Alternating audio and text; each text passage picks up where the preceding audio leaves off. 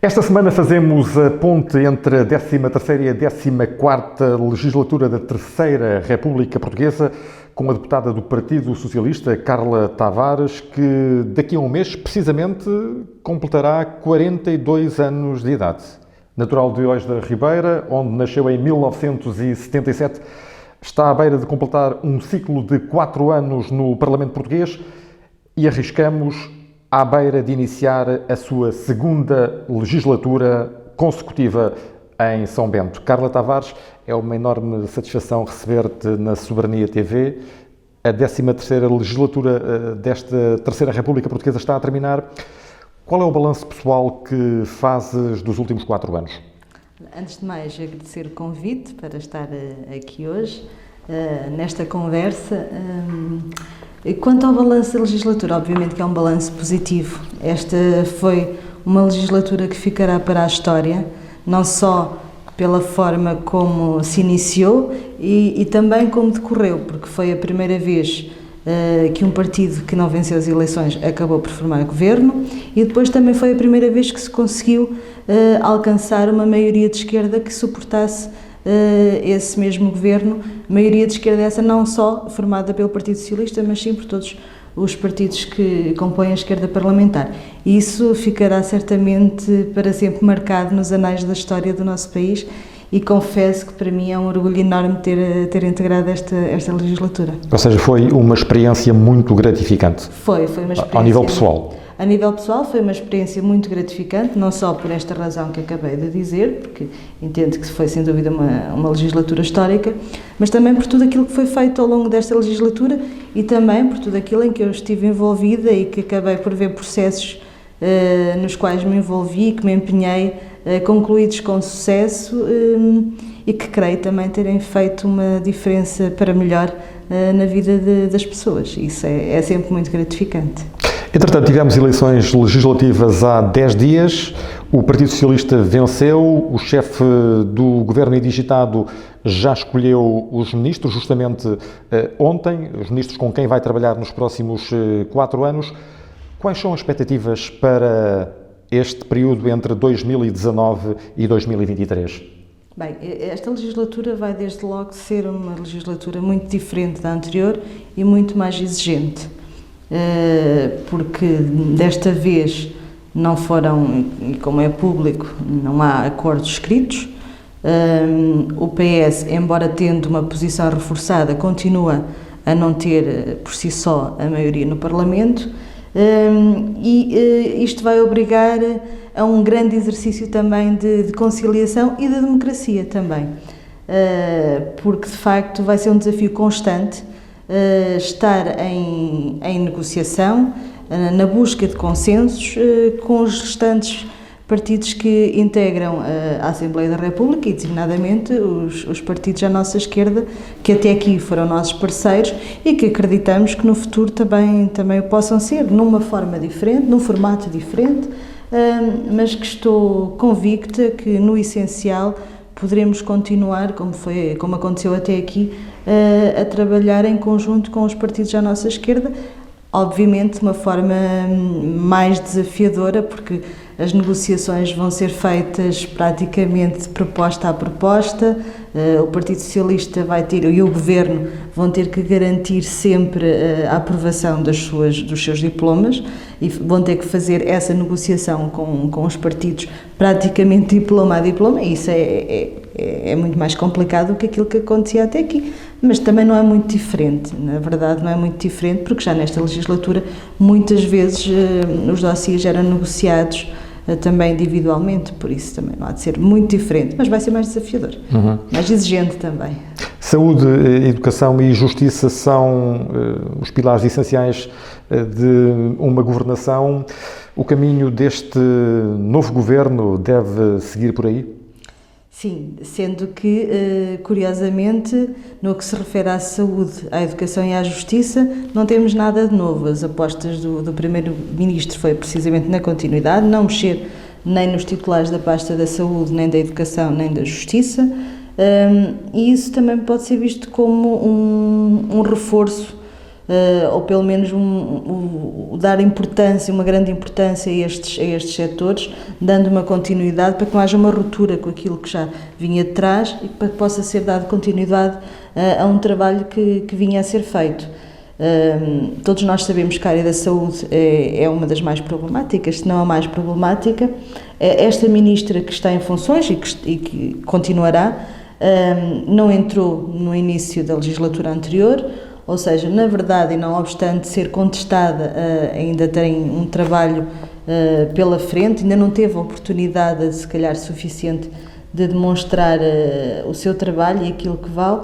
Eu estou convicta que o futuro trará melhorias nesses 3 setores, que eu acho que são, de facto, não são só os pilares em que assentam uma sociedade democrática e de um Estado de Direito, mas que são, de facto, os pilares essenciais da nossa democracia e que traduzem também o bem-estar de uma sociedade. Se a saúde, se a educação e se a justiça funcionarem bem, toda uma sociedade funciona também igualmente bem. Por isso, creio que isso é muito importante. Do leque de ministros que ontem foi anunciado, há alguma surpresa a apontar ou não?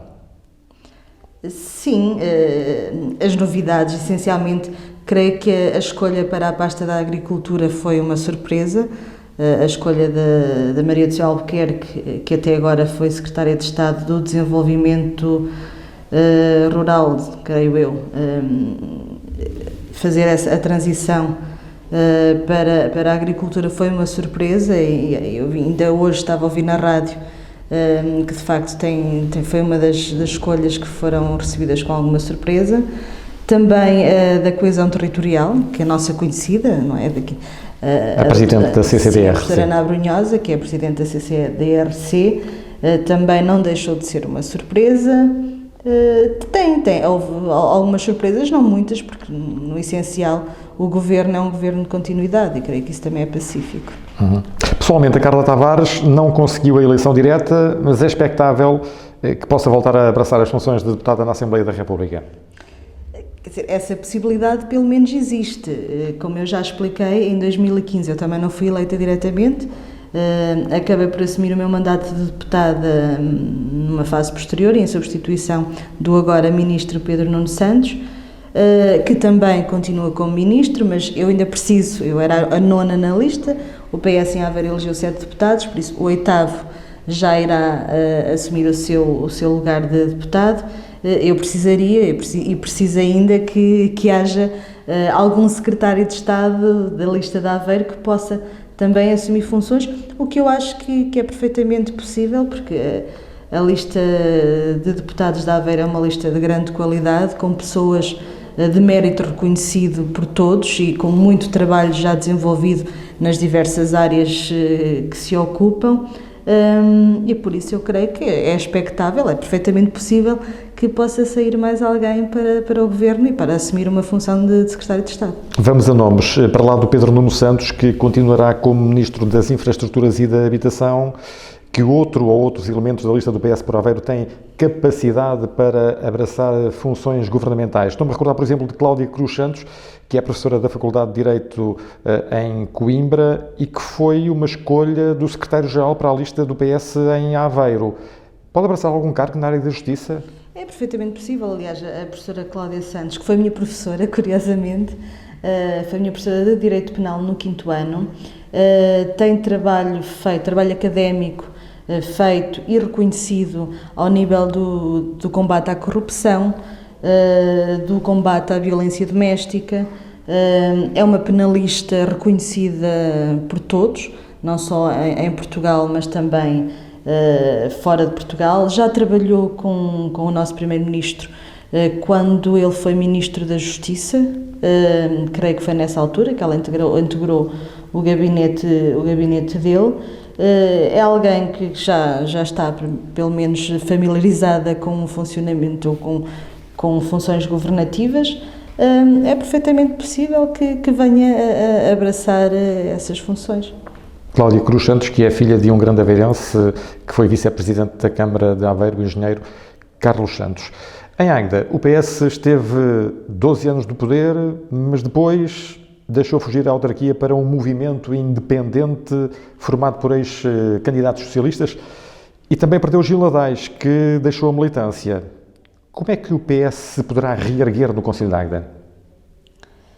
Bem, essa é uma pergunta difícil, mas o PS creio que se está a reerguer devagarinho, porque não é segredo para ninguém que após as eleições autárquicas de 2017 o PS sofreu um grande golpe, não só por se ter perdido a Câmara, mas também por tudo o que aconteceu e depois, mais recentemente, também pelo facto do Dr. Gil Adais ter abandonado o partido.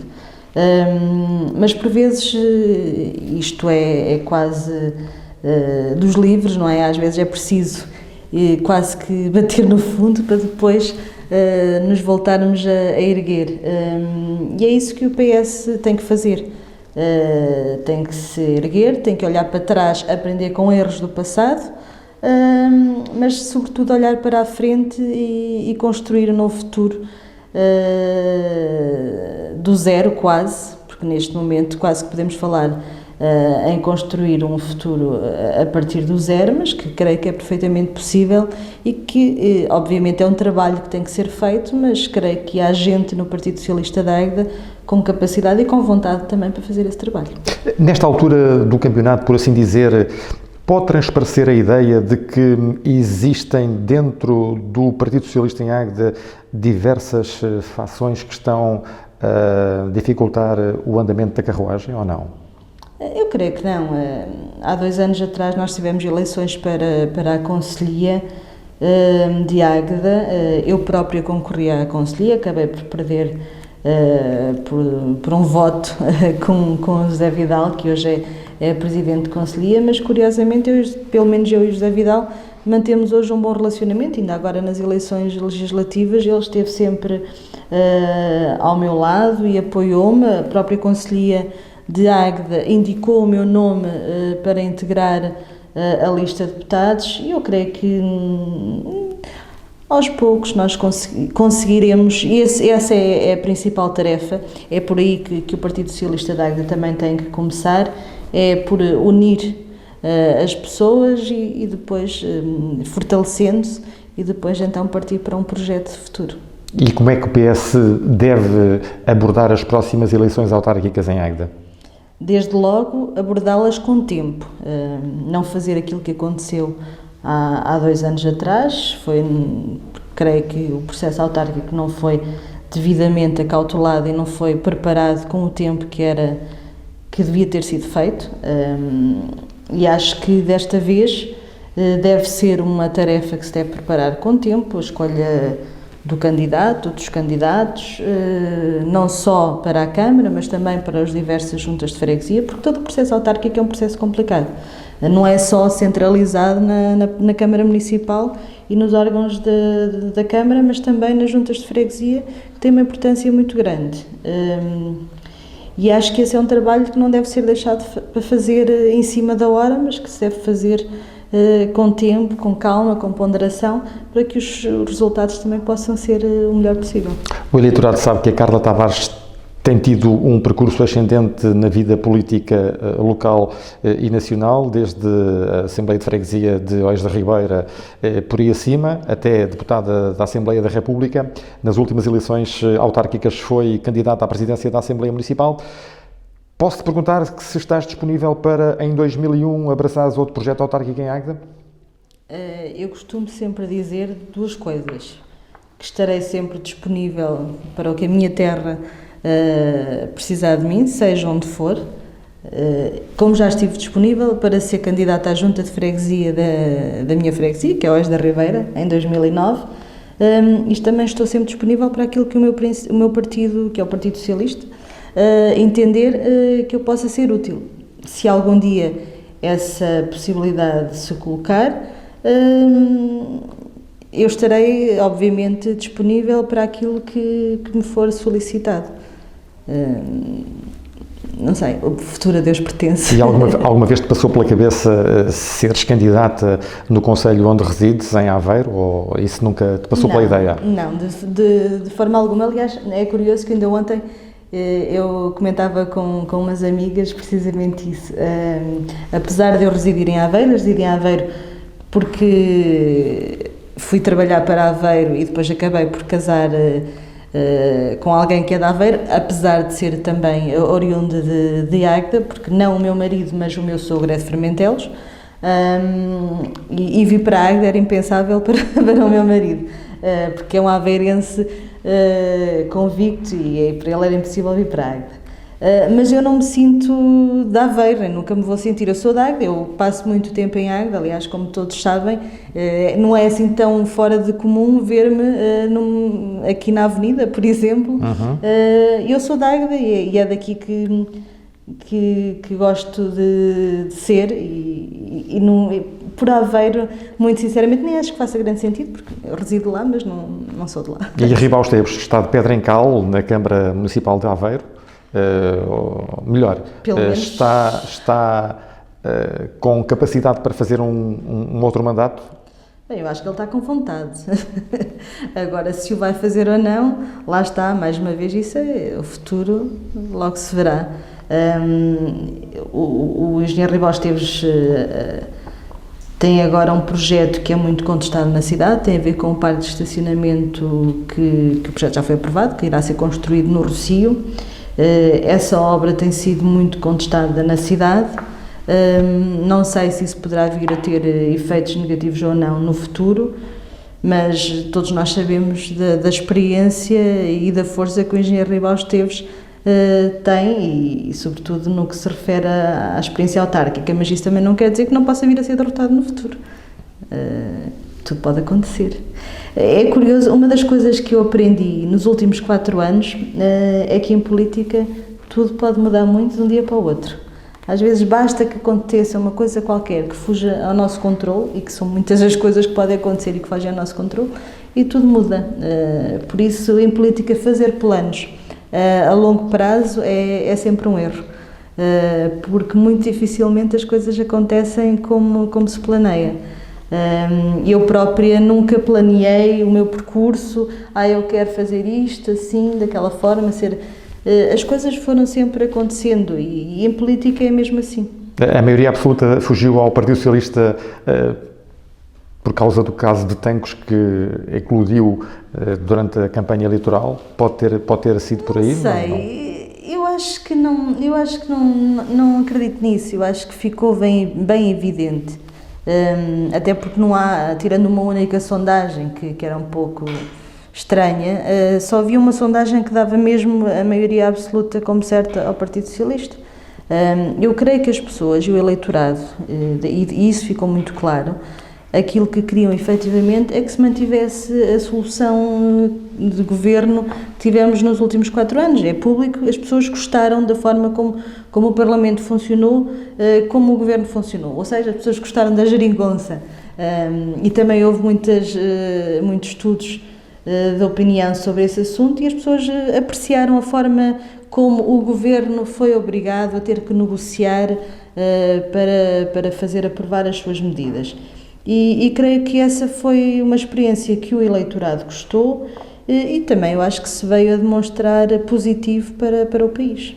Vamos falar do distrito. O que é que a comunidade intermunicipal da região de Aveiro deve reclamar do próximo governo? Bem, eu acho que a prioridade maior tem mesmo a ver com a questão das acessibilidades e isso eu vou ter que falar nessa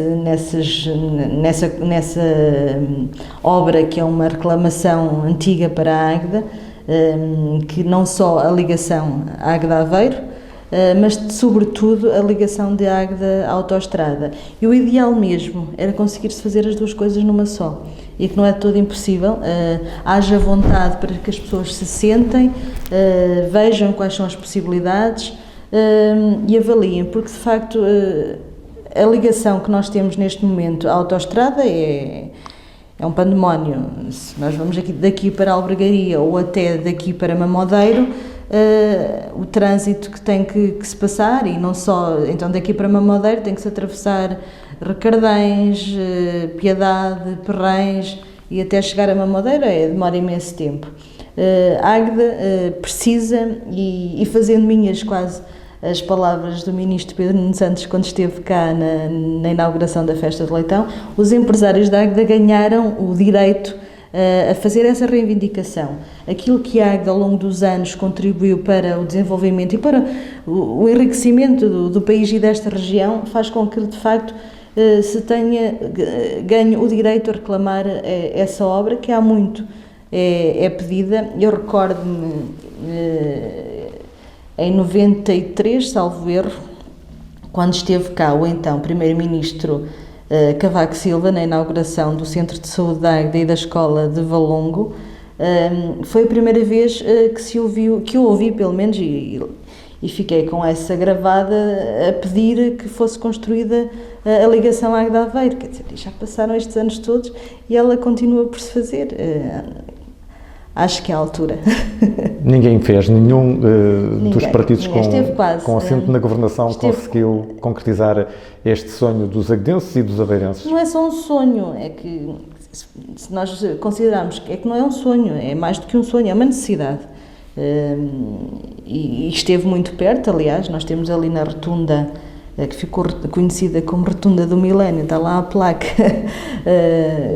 a assinalar o lançamento da obra, mas o que é certo é que depois o governo caiu e o governo do PSD decidiu retirar essa obra das prioridades de investimento.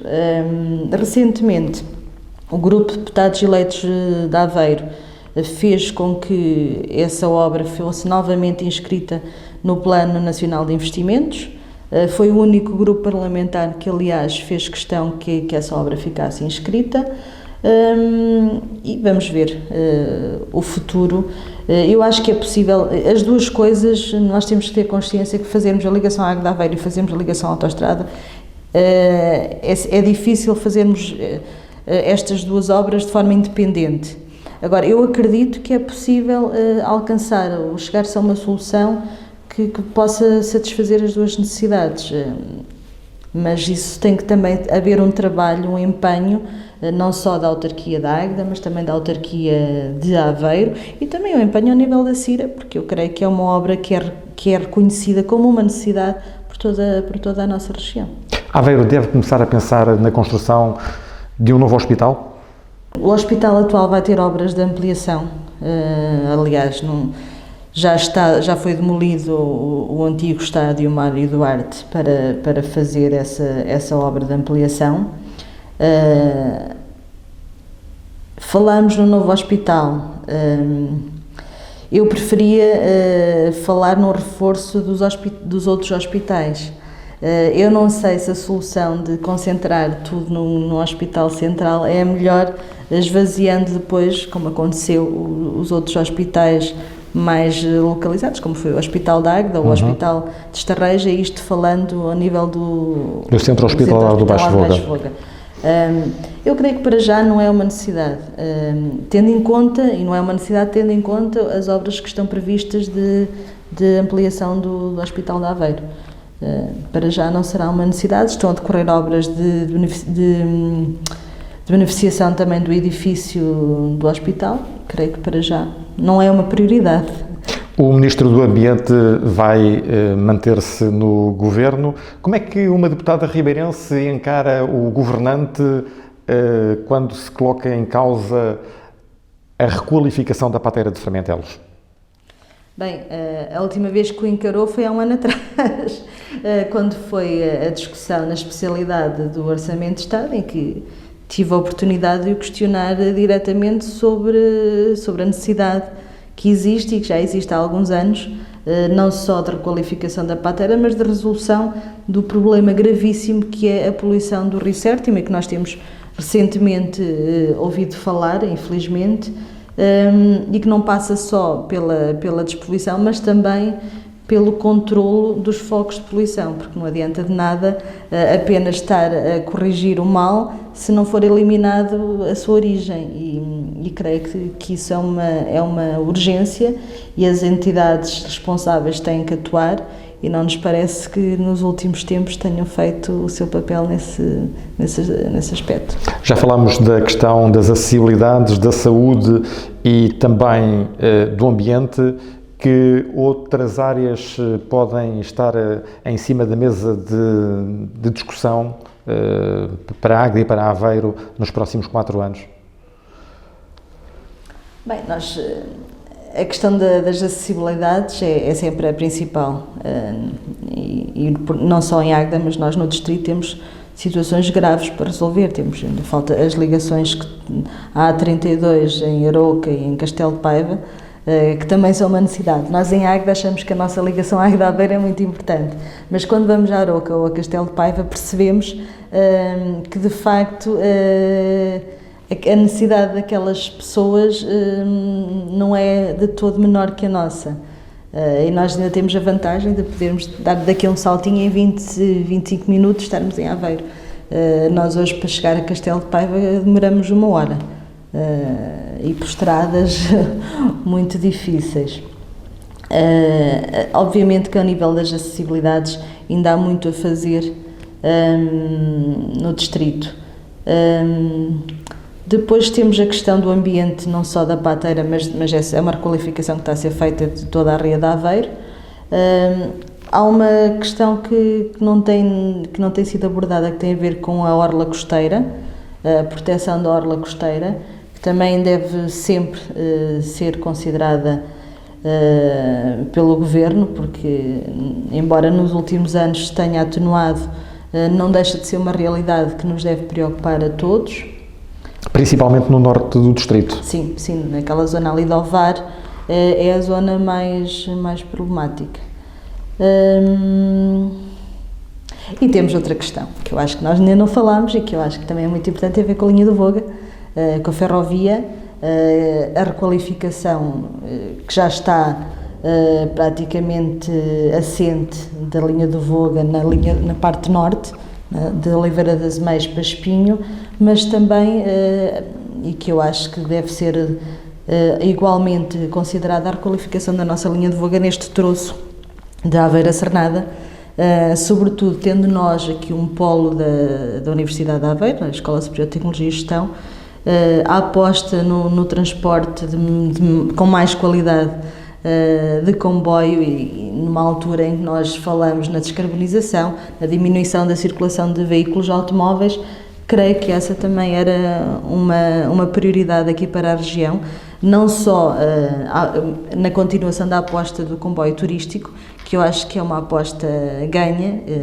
creio que tem sido um sucesso continuado ao longo dos anos, mas sobretudo na utilização desta linha como um meio de transporte normal das pessoas que vivem aqui nesta zona entre Águeda e Aveiro. Curiosamente, o Primeiro-Ministro e candidato Dr. António Costa, na viagem que efetuou recentemente, não falou neste troço mais a sul, entre Aveiro e Cernada do Voga. Ficou a ideia de que a prioridade do Governo era apostar no troço norte. Aliás, é exatamente aquilo que eu estava a dizer. O troço norte já tem como garantido o investimento. Este troço não está para já considerado, e por isso é que eu estou a dizer que deve ser considerado. Acho que a nossa autarquia deve estar atenta a esse aspecto e não deixar que se deixe abandonar esta linha, que eu acho que é uma mais-valia muito, muito importante para a nossa zona. Ganhando um lugar na Assembleia da República, a Carla Tavares vai encontrar no Parlamento outra aguedense, Ana Miguel dos Santos. Que ideia que tens da candidata eleita do PSD? Não é possível, eu e a Ana Miguel somos amigas há muitos anos, já nos conhecemos há mesmo muitos anos.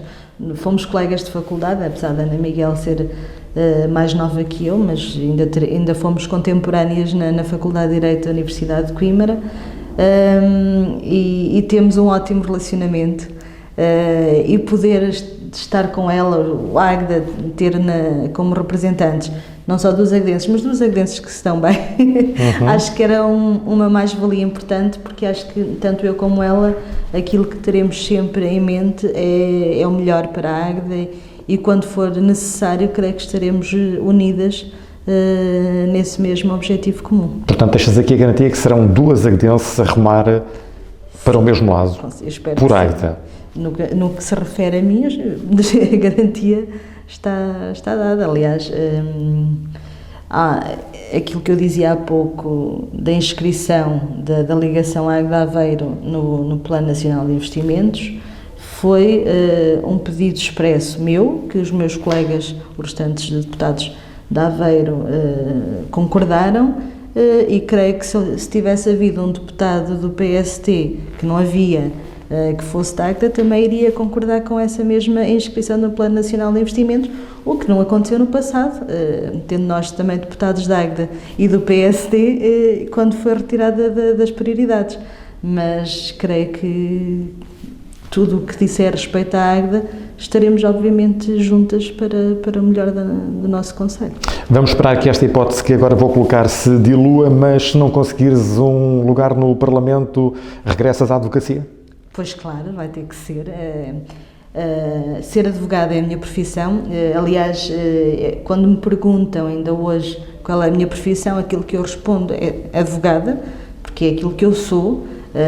Isto de ser deputada não é uma profissão, é uma função, não se está-se deputada, e por isso, se acabar por não conseguir assumir mandato de deputada, regressarei à advocacia, retomarei as minhas funções como advogada.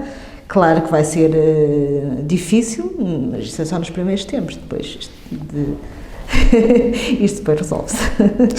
São duas paixões, política e advocacia. Sim, não. A justiça é sempre uma paixão. Procurarmos no dia-a-dia pugnar por uma melhor sociedade é um objetivo que é comum, quer à política, quer à justiça. E quando eu quis ser advogada, eu quis ser advogada desde sempre. Sempre foi isso que me moveu, era fazer com que poder contribuir para que houvesse uma sociedade mais justa. E obviamente que é também uma paixão. Como é que a mãe de 2 meninos ainda muito pequeninos consegue gerir todas as suas tarefas, muitas delas longe de casa, sem que eles sintam muito a ausência da mãe? Com muitas noites mal dormidas, com muitas dores de pescoço, com muito cansaço às vezes, mas também com a sensação de realização, porque de facto é possível. Obriga-me a uma ginástica muito grande. Eu, durante este mandato, eu inicialmente vivi em Lisboa, de terça a sexta estava em Lisboa, depois, a partir do meio do mandato, acabei por ter que alterar a minha rotina e vinha praticamente todos os dias, à terça e quarta, e vinha, depois à quinta-feira ia de carro e regressava só na sexta. A única noite que eu ficava em Lisboa, por norma, era à quinta-feira, com exceção de uma ou outra noite que precisasse de ficar. Obviamente que isto obriga a um maior esforço físico, mas é um esforço físico que vale a pena, porque de facto poder à terça e à quinta-feira ainda estar de manhã com os miúdos, vesti-los, dar o pequeno almoço e depois então eles vão para a escola e eu ia para Lisboa, era algo que, parecendo pouco, não, faz toda a diferença. E sobretudo para eles faz toda a diferença. Se é o facto de saberem que a mãe está em casa à noite ou que mesmo que chegue tarde fique em casa, faz muita diferença. E nesta ginástica toda é imprescindível que haja um grande homem ao lado de uma grande mulher, no caso, o teu marido. Sim, o meu marido tem sido uma peça fundamental nesta aventura, porque de facto se não fosse com a colaboração dele, e eu digo colaboração de forma propositada, porque não é ajuda, os maridos não ajudam, colaboram, porque isto tem que ser uma tarefa dividida, porque se fosse ao contrário, eu também teria que fazer da mesma forma. Mas de facto a forma como ele desde o início sempre colaborou e como nós sempre nos entendemos nessa divisão de tarefas, tem sido fundamental. Quais são os teus grandes sonhos para o futuro próximo?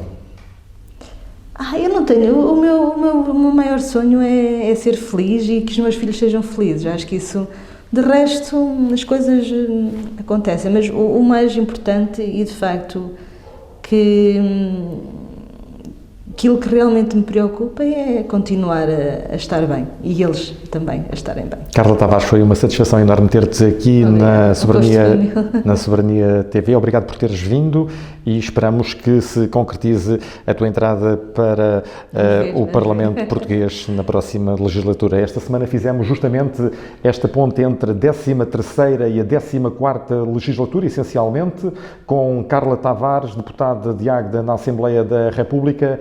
Na próxima semana, já sabem, regressamos com um novo convidado e uma nova história.